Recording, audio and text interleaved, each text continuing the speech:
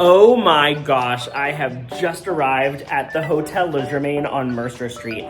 It's ranked as one of Toronto's best luxury boutique hotels. The brand is from Quebec, so it has a unique Quebecois sensibility. I'm currently standing in the uber spacious apartment suite, which is the largest at the hotel, and I'm stepping out onto the terrace. This is one of the largest luxury hotel patios in downtown Toronto. Let's take a tour of the Hotel Le Germain on Mercer. The Hotel Le Germain is located on Mercer Street in the heart of Toronto's entertainment district, right near King and John Street. It's in the heart of the Toronto International Film Festival area, so it's a great place to be located in the downtown core. As you step inside the hotel, you'll be greeted by a beautiful lobby with fresh florals and a cute little retail shop. And these are the check-in desks. So when you turn to your right, you've got your check-in. The hotel is a top luxury boutique hotel in the city with around 100 rooms. I'm gonna give you a tour of the property's top luxurious suite. It's the apartment suite, which is a duplex. You can see when we arrive into the hotel room, there is a living room with fireplace, and then we step out here onto this lovely lush terrace with some foliage, a dining room table so you can enjoy a meal outdoors during the warm spring, summer, and fall months. There's also a dining room table on the main floor so you can eat indoors. They've got a little nook here in the background for your coffee, tea, a microwave, as well as a full kitchen if you want to cook for yourself. You can even hire a private chef to come here and cook for your family if you're celebrating a special occasion. Now let's run up these stairs to check out the second floor of the apartment suite. You arrive and there's more lovely seating, couches for your viewing of the beautiful flat screen TV. There's a big comfy bed with beautiful duvet, lovely art over the bed, and then we come through here and you're gonna see a huge walk-in closet with some lovely mirrors so you can get prepared for your night out on the town. And as we come into the bathroom, you're gonna see a romantic tub which has views overlooking the bed, as well as a big rain shower and a his and her sink. We've also got a beautiful potted orchid. So that's the apartment suite. This is where you want to go if you're really looking to splurge. When I arrived into my suite, they set up a lovely mini bar. They just replenished their mini bar with lots of really cool Toronto-made products. So they have Toronto popcorn, jars of cashews, and even Niagara-on-the-Lake wines. This is from Cave Springs, so you can try local wines as well. We started everything off by sabering a bottle of champagne, and that's a great way to start your vacation in Toronto. You can ask them to saber your bottle in your room if you're having a special occasion like a honeymoon. Ask at check-in for them to send up one of their excellent bartenders or sommeliers. There's also a fitness center, so if you're looking to keep fit on holiday, you can work out. You can see that there's a bag of golf clubs because they even have a little mini putt area to practice your swing. I arrived on a beautiful sunny day in September. Look at that blue sky. Now we're going to head to check out the different food and beverage concepts at the hotel. The library bar is jaw-dropping. I think it's the Hotel Le Germain Mercer's most famous design element.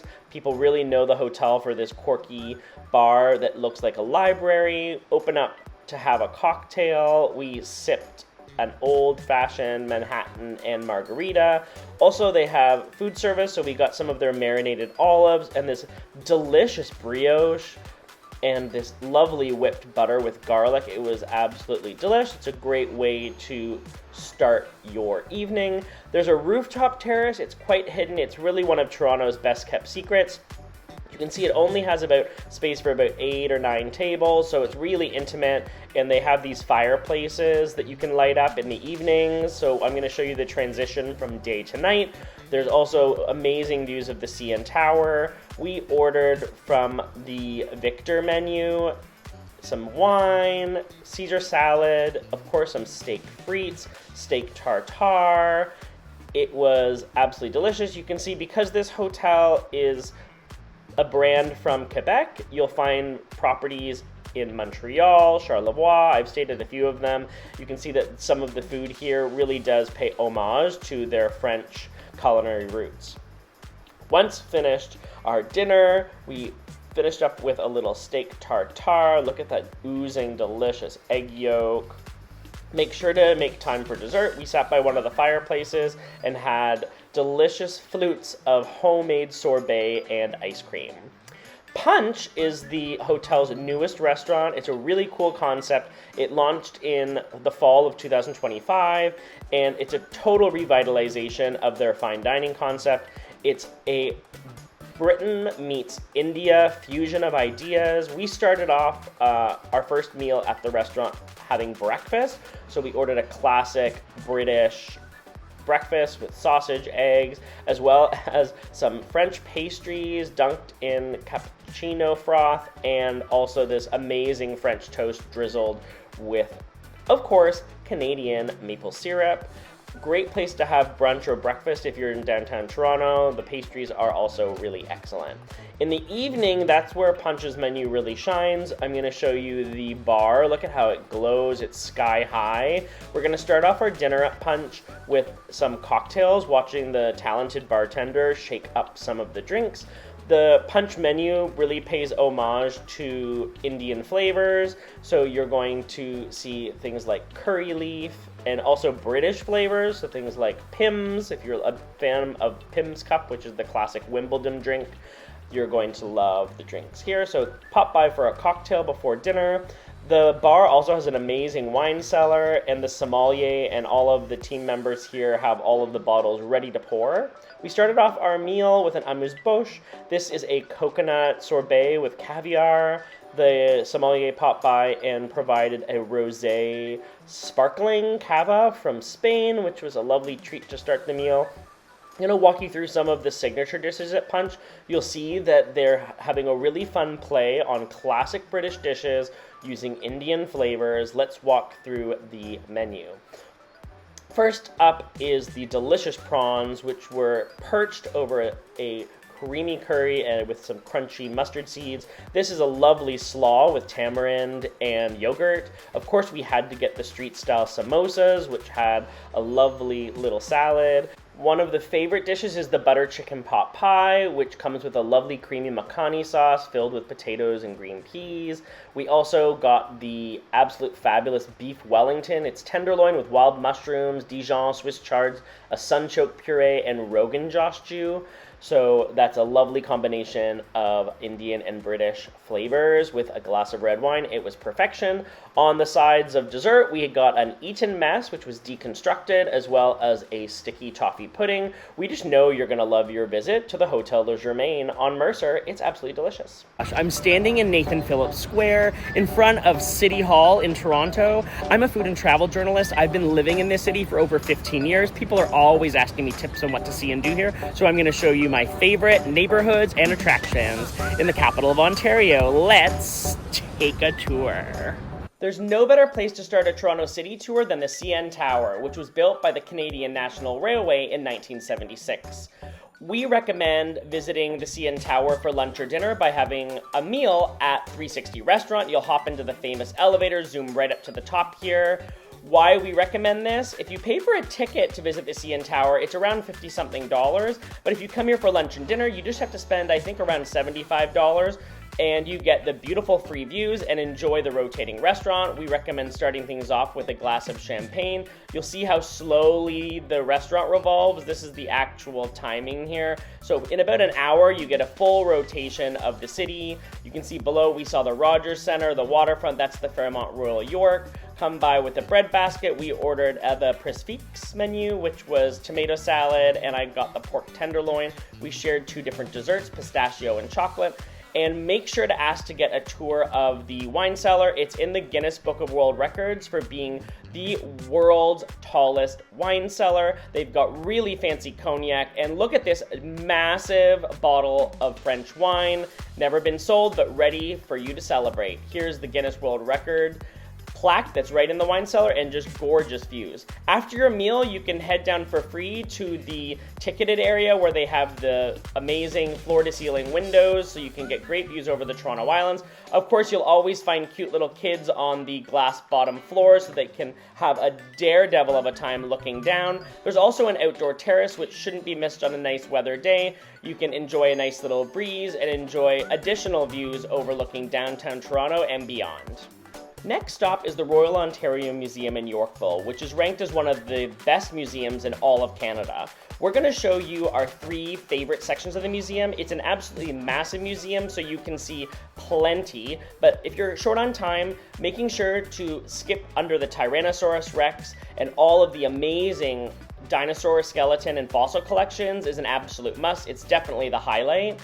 Our second favorite area, especially if you've never been to Canada and are curious to learn more about Indigenous culture, is to visit the Native Canadian Gallery. This is where you're going to see amazing Indigenous fashions that showcase the breadth of Indigenous communities from the Arctic North Inuit all the way to the prairies. You'll see different modes of transport like massive canoes and kayaks, and really appreciate the unique fashions and beadwork, moccasins, and even miniature teepees. It's a really great way to get up and close with Canadian Indigenous culture. Then we're going to skip up the stairs. Our last favorite area is the biodiversity section. There's a famous bat cave, but you'll also find stuffed bison, whales flying above, as well as Canadian caribou and black bear. If you're coming to Toronto for a laugh, you'll likely know that Second City is an amazing theater, home to SCTV legends like Eugene Levy, Catherine O'Hara, Martin Short. Also, Gilda Radder, Mike Myers, and John Candy call Toronto their home sweet home. In the restaurant, there are lots of great historical portraits. It almost feels like a comedy museum. We recommend buying a ticket to a sketch comedy show and arriving a bit early to have a really lovely dinner at the on-site restaurant. You'll find pizzas, pastas, salads, of course, poutine, and a really great selection of local Toronto beers, ciders, and Niagara wines. Head into the cabaret space and you'll see that there is tiered seating. There's tables so that you can always order a beer or a drink during the show from the friendly servers. The comedy shows regularly switch up throughout the season, so they're always launching new programming. Check out their website for more. Next up, we're heading to Yonge and Dundas Square to check out Little Canada. It's the perfect attraction to visit on a rainy or wintry day because everything's indoors, while of course it's really popular with family and kids. If you are a lover of miniatures, adults absolutely adore this attraction as well. It brings out the kid in you. You'll see it starts off with Niagara Falls, and then we go into Toronto with all the different neighborhoods. You can see the Rogers Centre close, look at the CN Tower, and then we're going to fly right across Canada, experiencing the whole country in miniature. So we're now in Quebec City. This is the famous Chateau Frontenac. You'll notice that the seasons change as you go through as well. So Quebec City was winter. Now we're in a beautiful autumnal scene in the Maritimes with gorgeous lighthouses looking down at downtown Halifax. And then we're in British Columbia, the famous Capilano Suspension Bridge, and then flying right over downtown Vancouver to explore the West Coast city with its beautiful famous Chinese gardens and football stadium.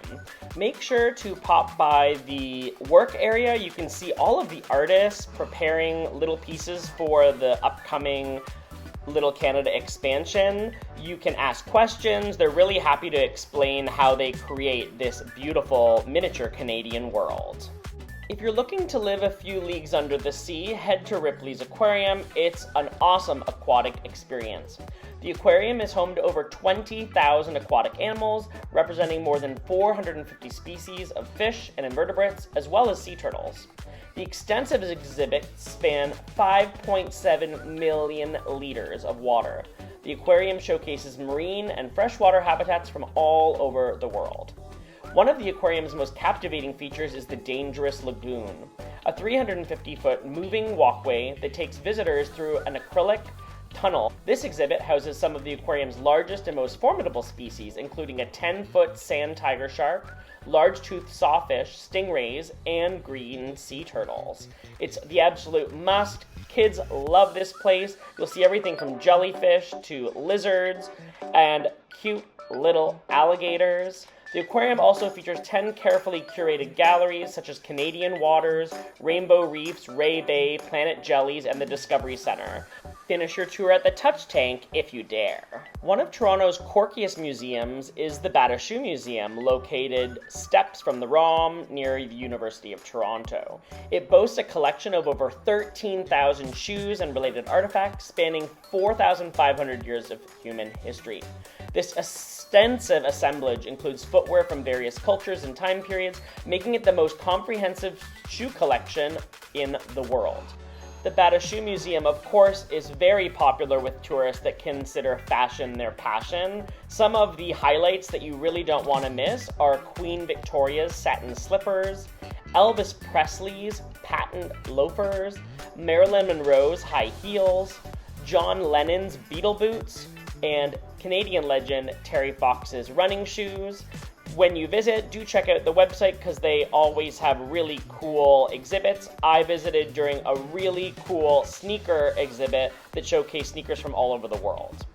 If you're a craft beer fan, our favorite stop is Steam Whistle Brewery. It's located at the bottom of the CN Tower, really close to the Ripley's Aquarium and the Rogers Center. You can come here simply for a pint. This is the entrance where they have a little retail shop as well as a beer bar where you can order their beer fresh off the tap. But we do recommend booking their craft beer tour. You're going to learn all about the beer making process and specifically some fun facts about Steam Whistle's famous Roundhouse historic building. And they recently launched a whole new restaurant concept. I hadn't been back here for a few years, so it was so great to see how fun the restaurant is. I would suggest coming here any day for lunch or dinner. Plan your visit so you can enjoy a meal. They had a delicious ooey gooey baked brie with cranberries. You can order their non-filtered beer. Make sure to get some of their German beer hall classics.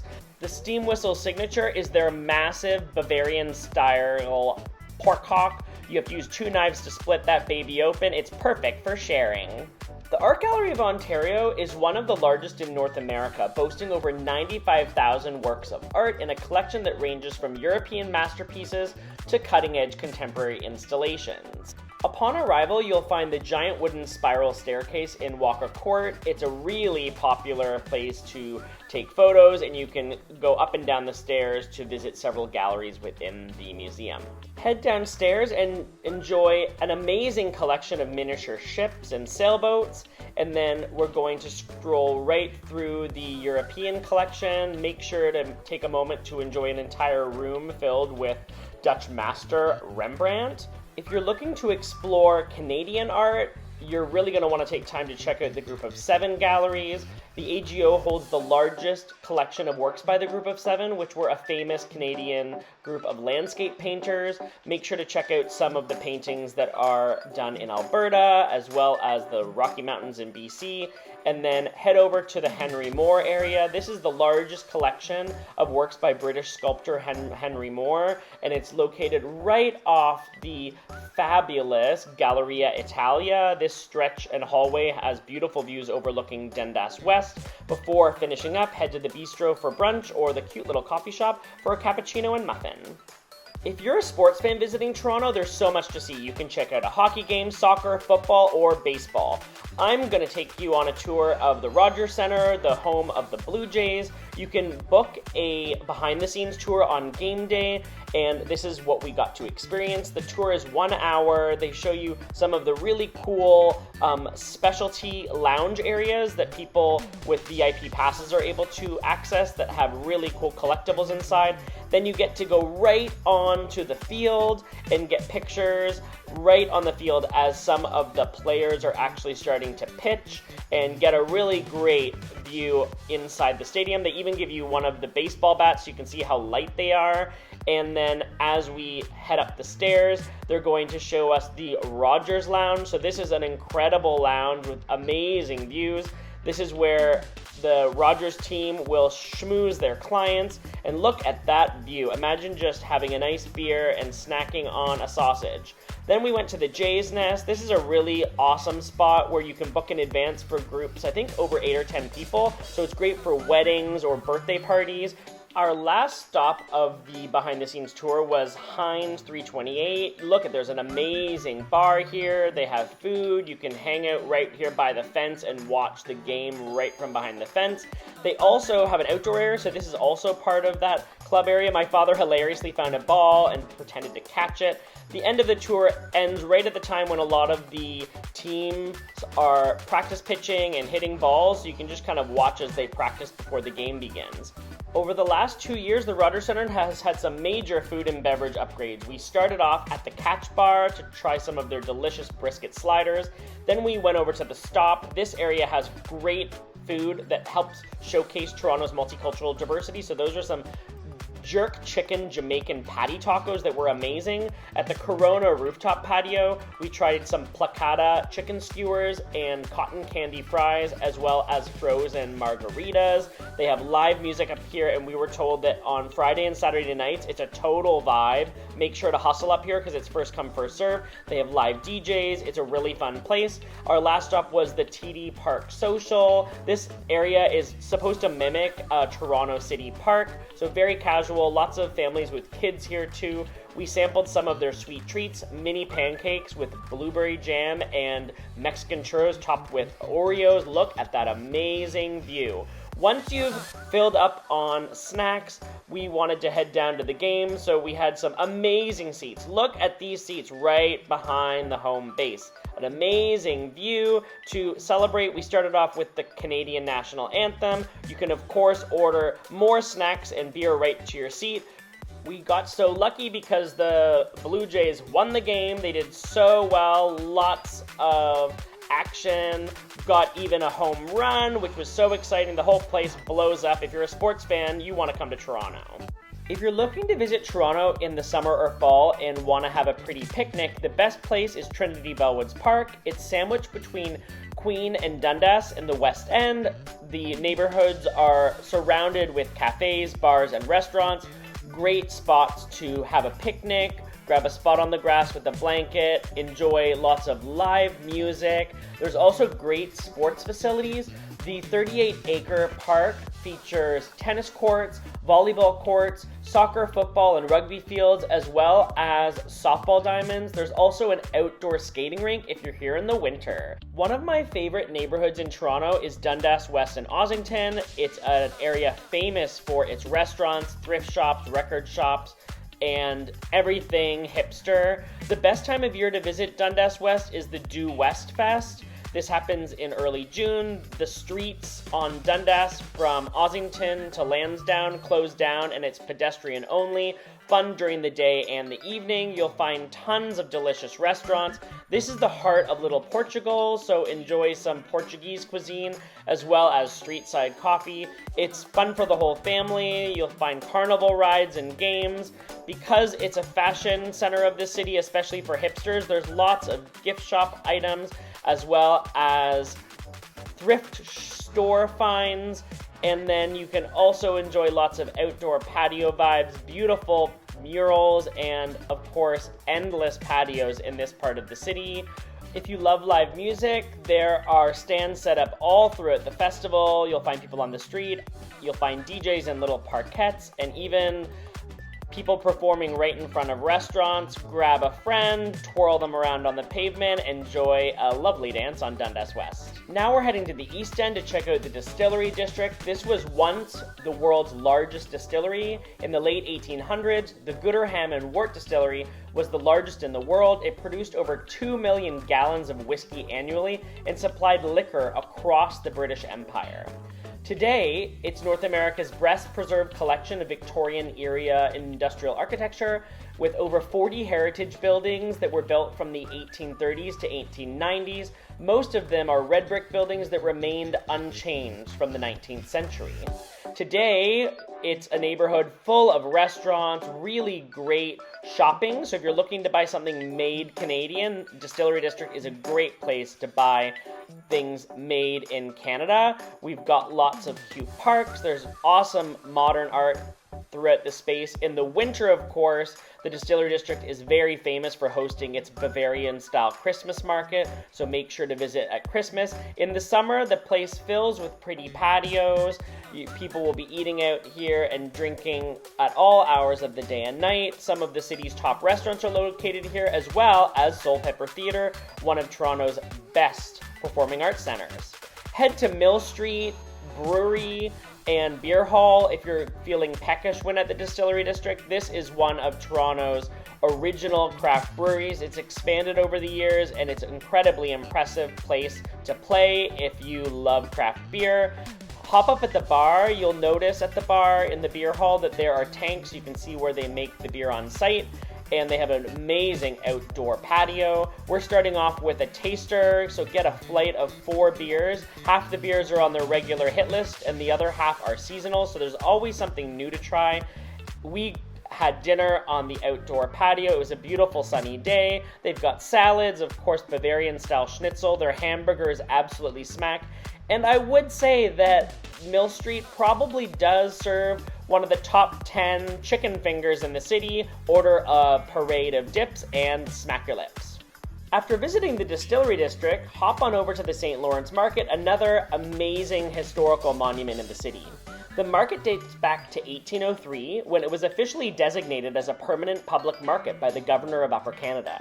That makes it one of the oldest continuously operating markets in North America. In 2012, National Geographic named St. Lawrence Market the best food market in the world. The market is home to over 120 vendors, including butchers, bakers, cheesemongers, fishmongers, and specialty food shops. Many vendors are multi-generational family businesses who've been selling there for decades.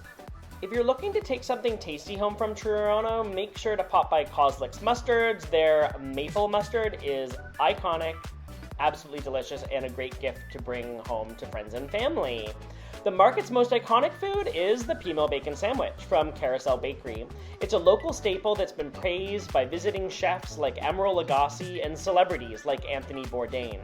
Visit on a weekend and you'll find a huge line snaking down the street. It's especially popular as a breakfast item.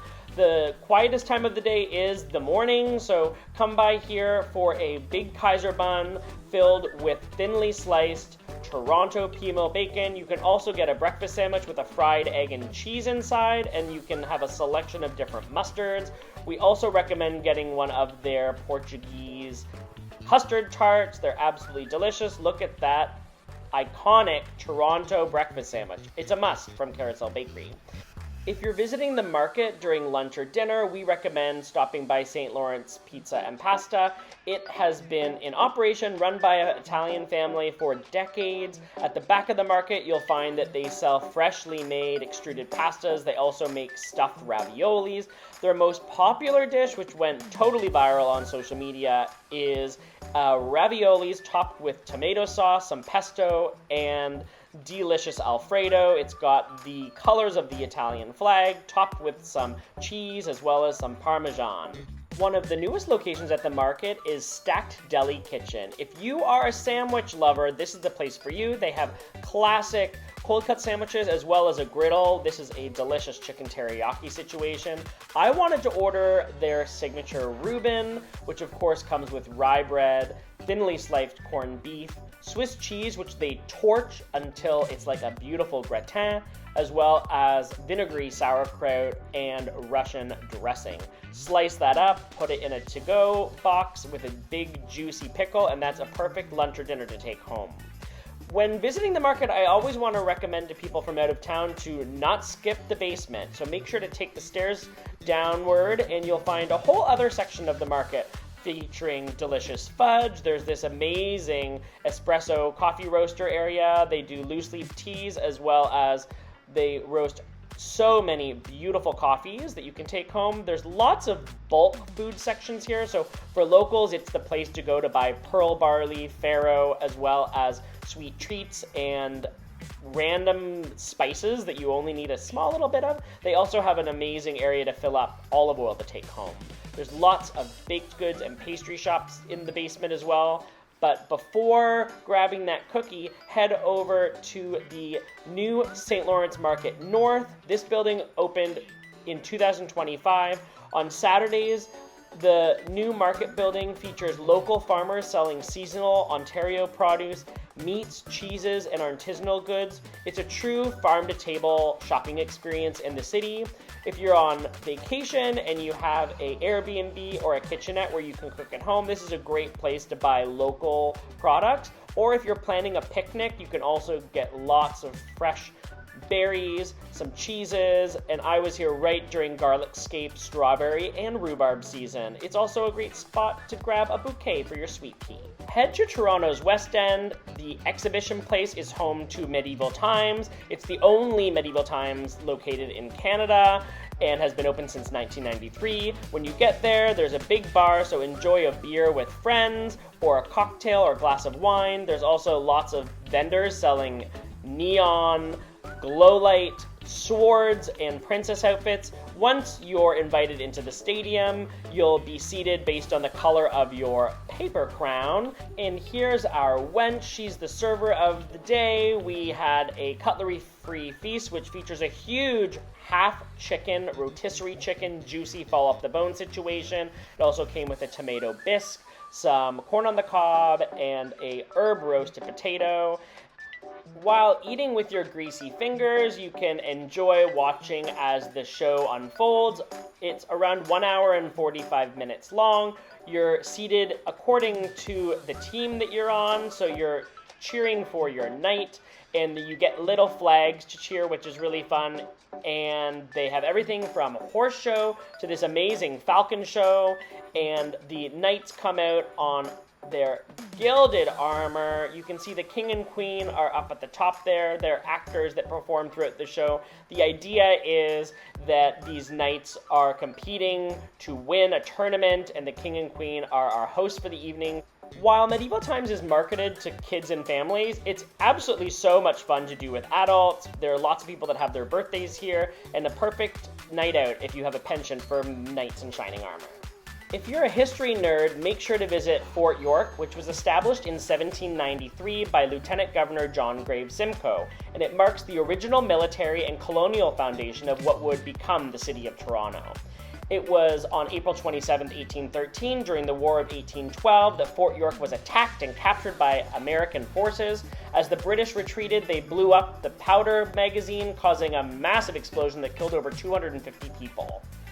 If you're visiting Toronto for the first time, I recommend researching what festivals may be happening at Fort York. The public space is regularly used to host music festivals. I visited on National Indigenous Peoples Day when they hosted an incredible powwow. Have a look at the music and dance I experienced at the powwow.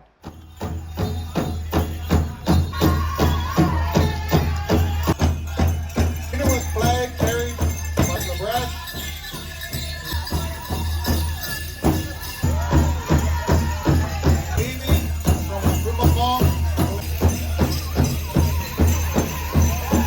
Alright, now we have our jingle dress dancers.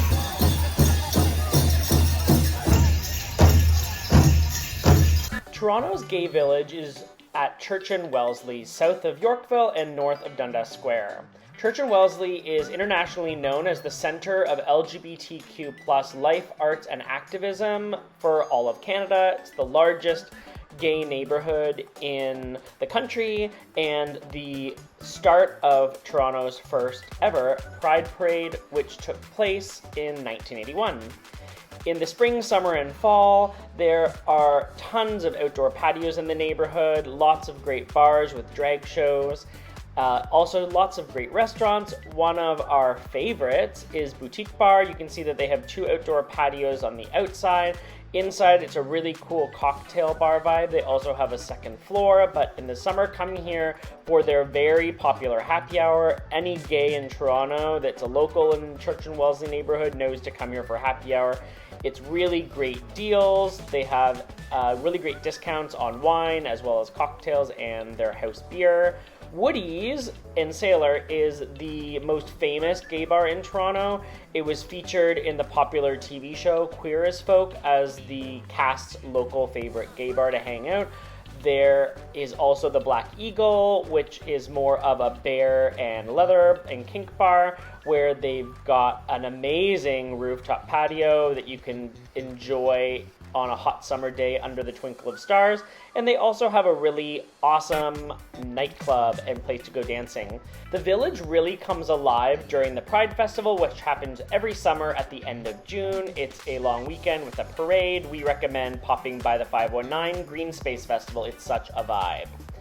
Toronto is located on Lake Ontario, one of the Great Lakes, so its waterfront community and all of the amazing experiences you can have, like this beautiful beach called Sugar Beach, is exemplary. In the spring, summer, and fall, especially the summer, you definitely want to make a visit down to the waterfront. The Harbourfront Centre is a cultural hub that hosts over 4,000 events a year, everything from jazz concerts to food festivals, as well as art exhibits at the Power Plant Museum. So check out the cultural programming there. There's also a beautiful tall ship and lots of different boats so that you can take a cruise of Lake Ontario. These are really popular in the summer and especially in the evening at sunset. There's also a lovely little hub where you can grab water taxis that take you to the Toronto Islands direct, or you can take a ferry. Really cool sculptural boardwalk areas throughout the waterfront zone.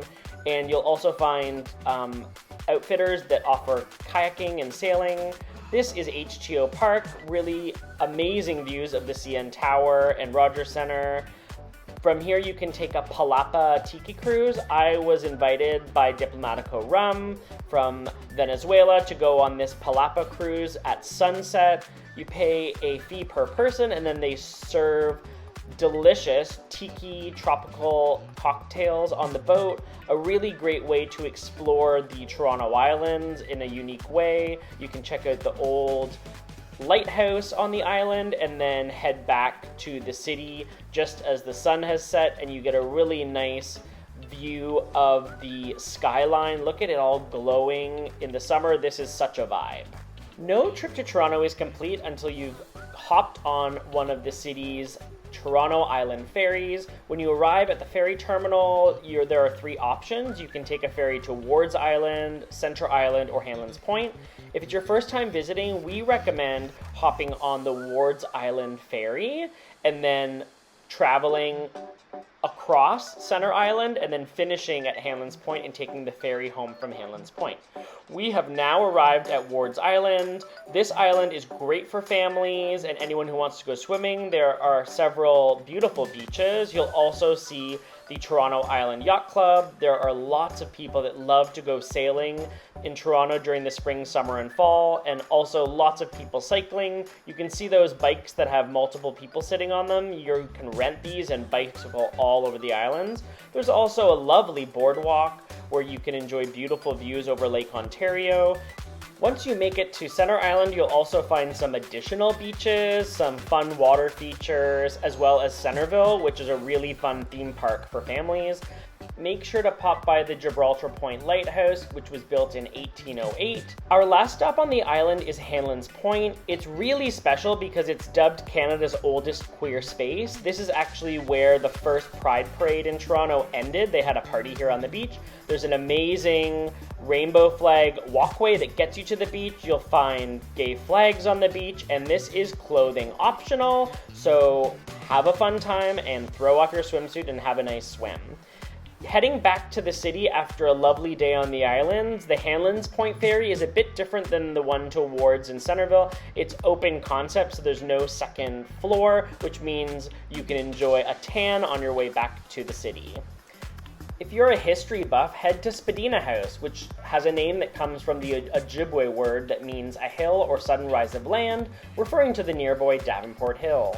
It's a time capsule of the 1920s and 30s. While the mansion was built in 1866, it's furnished and interpreted to reflect Toronto's interwar period. You'll see Art Deco, arts and crafts, and colonial revival styles throughout the property.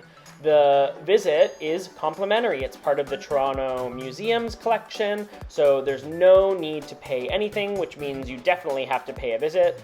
And make sure to arrive with plenty of time because all of the visits are guided with a private guide who will help educate you about everything that's special about the space. What's great about the Spadina house is that it's located directly beside Casa Loma, which is the city's historic castle. So you can do both of these on the same trip.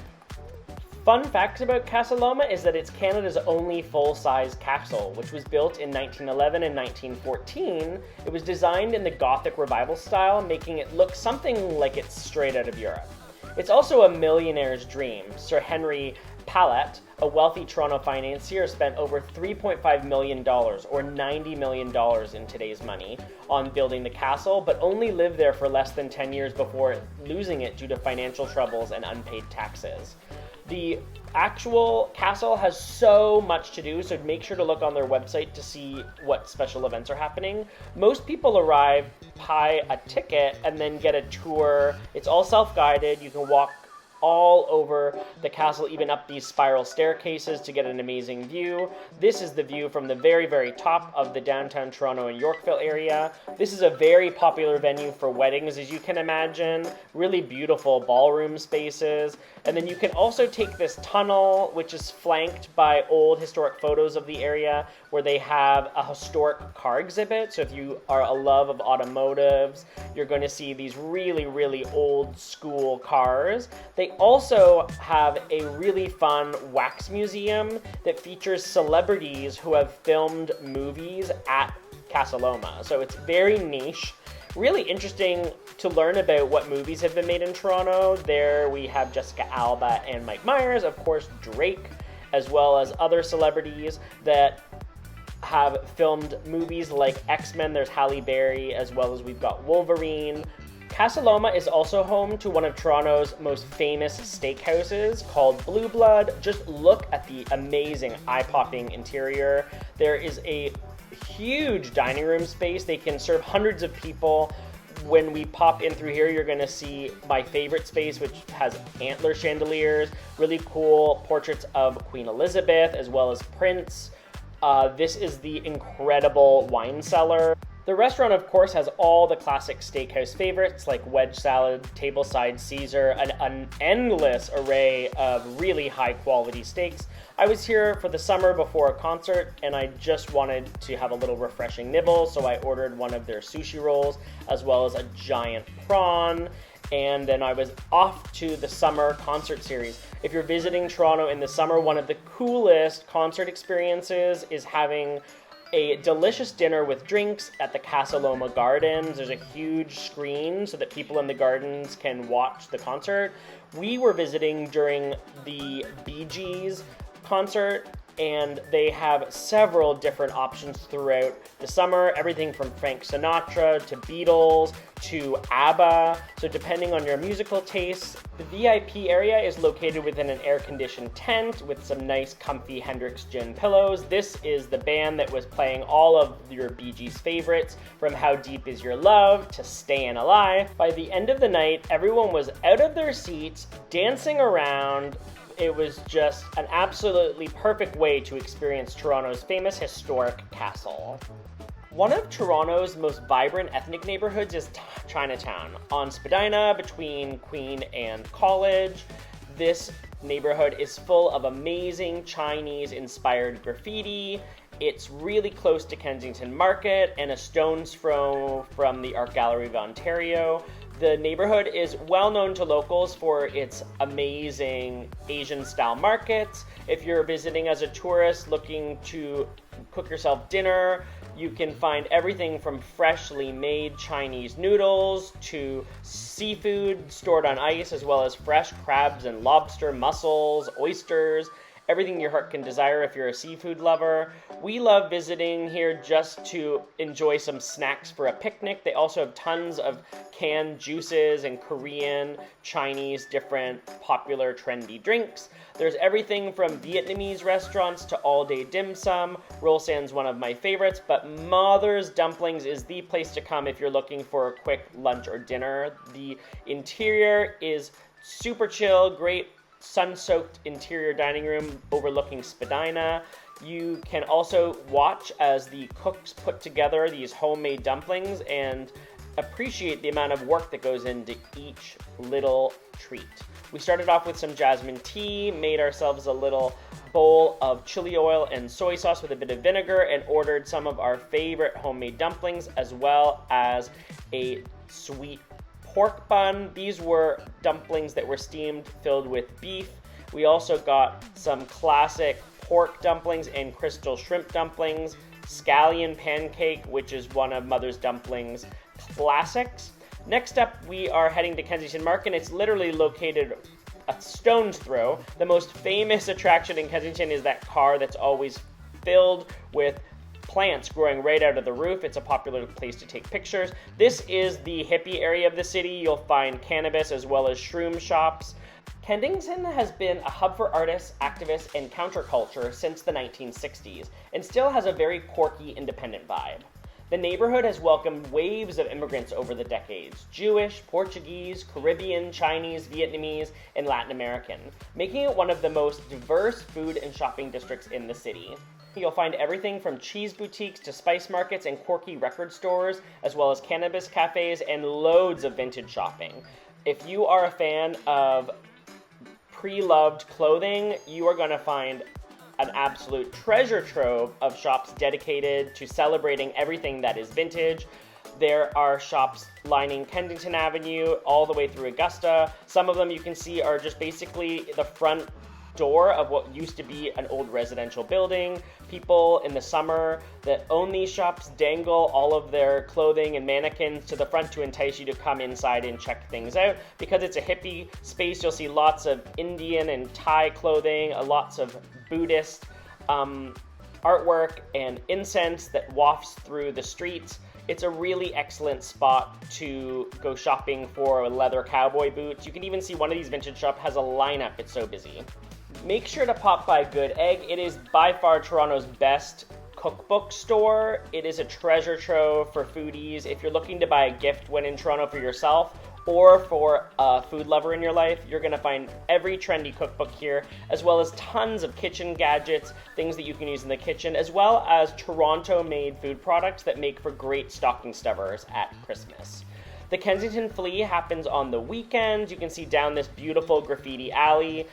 People pop up with their locally made wares, everything from craftspeople, so we're gonna find jewelry, homemade t-shirt designs, you'll find homemade candles and incense, as well as necklaces and bangles, and even food items. Sanigan's Meat Locker is the city's most favorite butcher, but Kensington really is famous for its fruit and vegetable stands, so lots of locals come here to buy fresh Ontario-made produce, especially in the summer. You're gonna find so many patios, everything from fabulous craft breweries to coffee shops, a great place to have brunch on a weekend. Today, Kensington Market is most famous for having the highest concentration of Latin American grocery stores as well as restaurants. This is the neighborhood to come if you're looking for tacos, enchiladas, empanadas. My favorite restaurant to have Mexican food in Kensington is El Rey Mezcal Bar. They have the largest collection of mezcal of any restaurant in Toronto.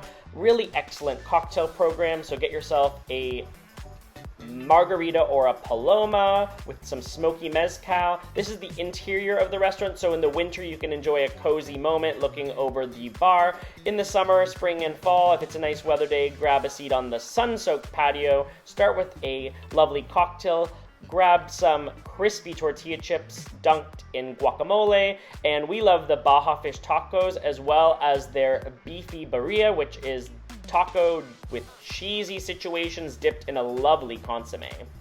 The Toronto International Film Festival is the world's largest public festival and one of the world's most important film festivals. It happens near the end of the festival circuit, so in the first few days of September every year.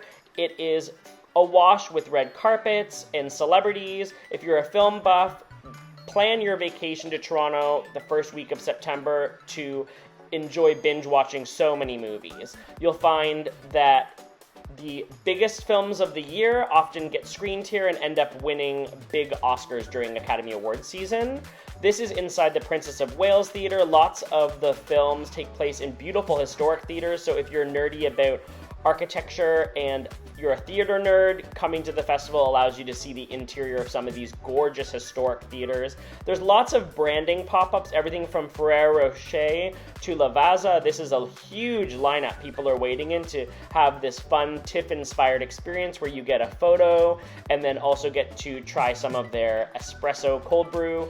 There's also an Intrepid booth. Peroni, which is Italy's most famous beer company, had a really fabulous terrace which was overlooking the red carpet, so you can enter here throughout the film festival period to enjoy a selection of beers. They also provided beer cocktails, which is really innovative. I ordered the cocktail that came with Campari as well as their classic beer. A local chef from an Italian restaurant, Chef David Rocco, produced these fabulous aperitivo plates, which included olives, parmigiano, and charcuterie.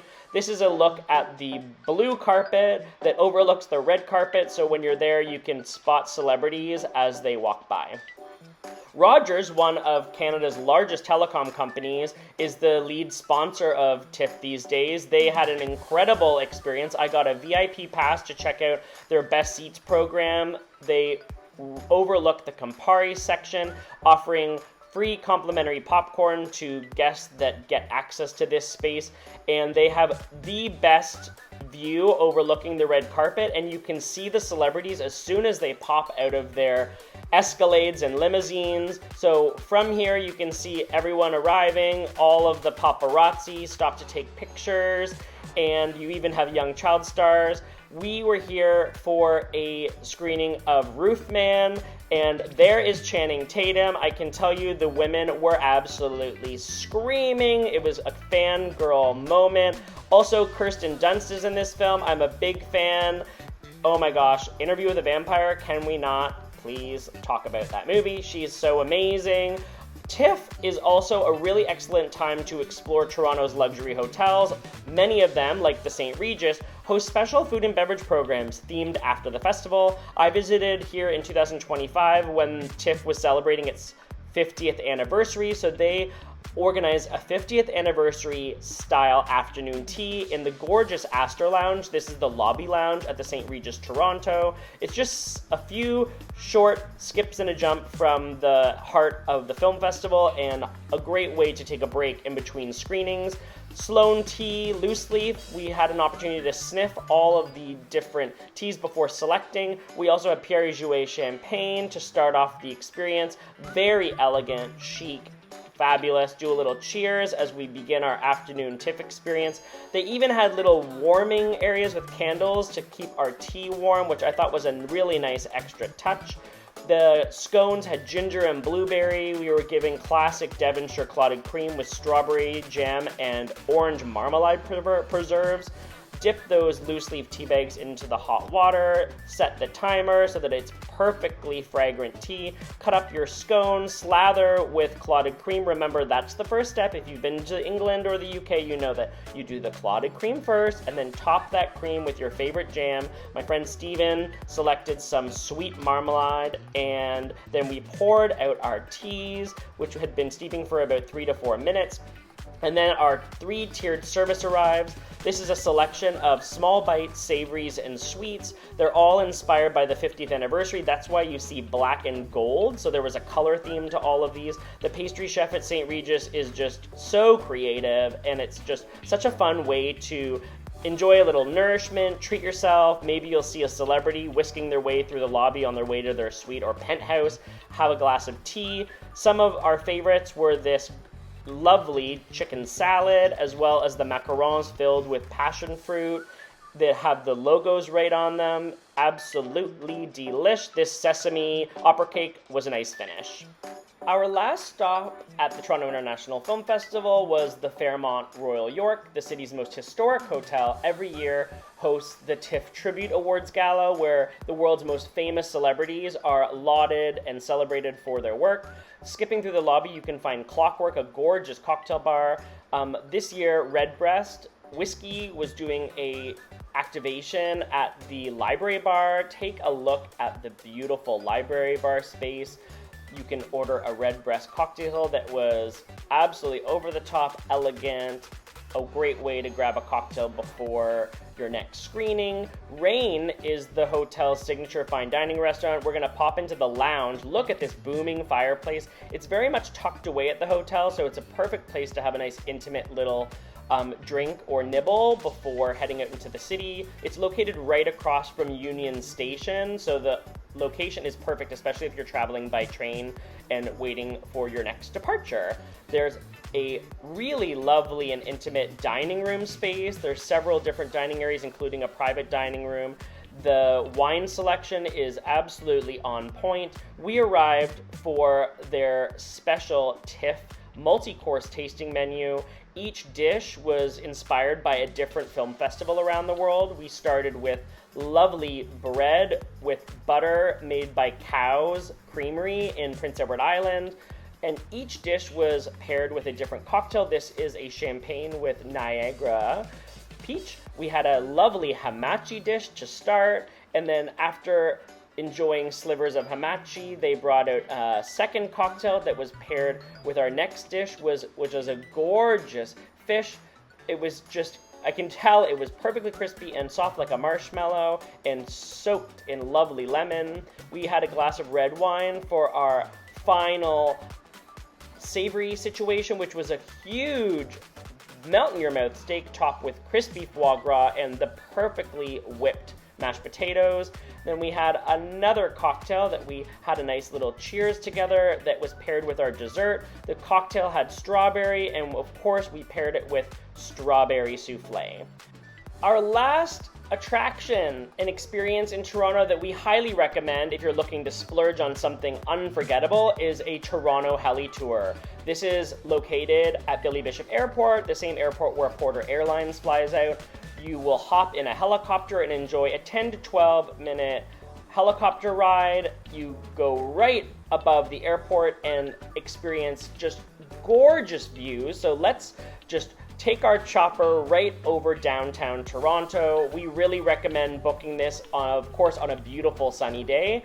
They do these tours all year round, so you can imagine even in the winter, it's absolutely beautiful. Here we are sailing over all of these beautiful yachts along the harbor front, and then as we turn towards the city, you can see the CN Tower. We're now flying over the Harborfront Center, and to the left, you can see Rogers Center, the Steam Whistle Brewery, CN Tower.